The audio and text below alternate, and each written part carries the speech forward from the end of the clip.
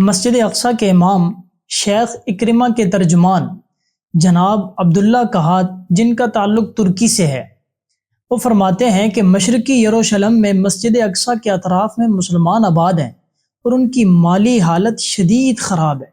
انہوں نے بتایا کہ ہم ترکی سے امداد لے کر یہاں پہنچے تو وہاں ایک گھر میں گئے، معلوم ہوا یہاں اکثر فاقے رہتے ہیں۔ ان کی حالت دیکھ کر ہمیں ان پر رونا آیا، لیکن پھر ہمارے علم میں ایک ایسی بات آئی کہ ہم ان پر رشک کرنے لگے اور ان کے مقابلے میں خود کو دیکھا تو خود پر رونا آ گیا۔ عبداللہ کہات کہنے لگے کہ ہمیں ایک مقامی دوست نے بتایا کہ جس شخص کے گھر میں ہم بیٹھے ہیں یہ مکان یہودی خریدنا چاہتے ہیں اور اس کے لیے $100 ملین کی پیشکش کی جا چکی ہے، لیکن اس آدمی نے اپنا گھر بیچنے سے انکار کر دیا۔ اسے یہ پیشکش بھی کی گئی ہے کہ دنیا کے جس ملک میں چاہے اسے منتقل کر دیا جائے گا اور اس کے بچوں کی تعلیم اور روزگار کا بندوبست بھی کر دیا جائے گا، لیکن یہ پھر بھی اپنا گھر نہیں بیچ رہا۔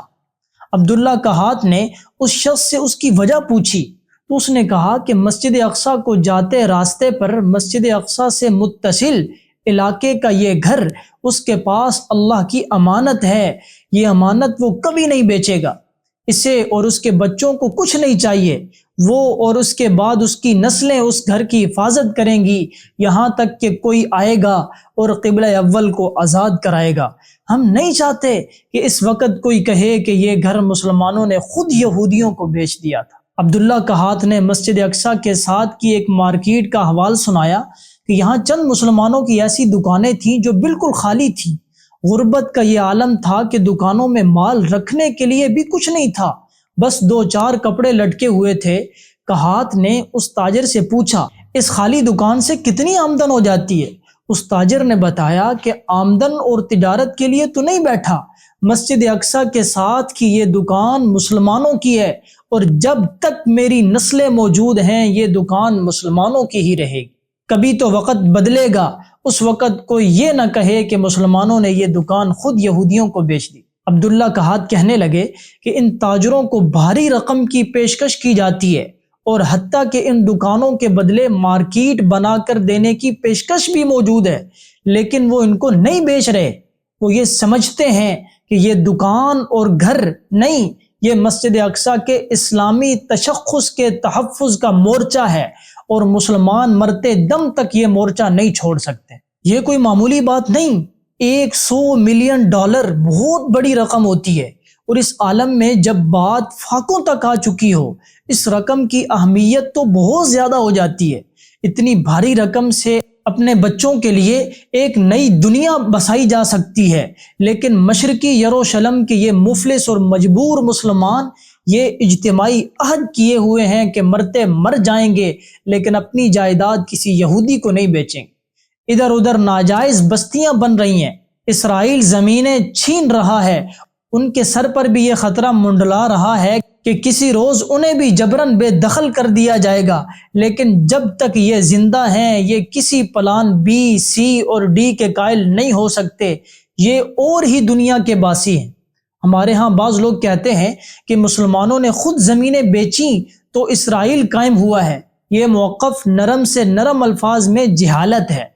زمینوں کی خرید و فروخت یقیناً ہوئی، لیکن اس کے 2 ادوار تھے، ایک 1882 سے 1908 تک ہے اور دوسرا دور 1908 سے 1914 تک ہے۔ اہم بات یہ ہے کہ ان دونوں ادوار کے اختتام پر یہودیوں کے پاس فلسطین کی صرف 2.6% زمین تھی۔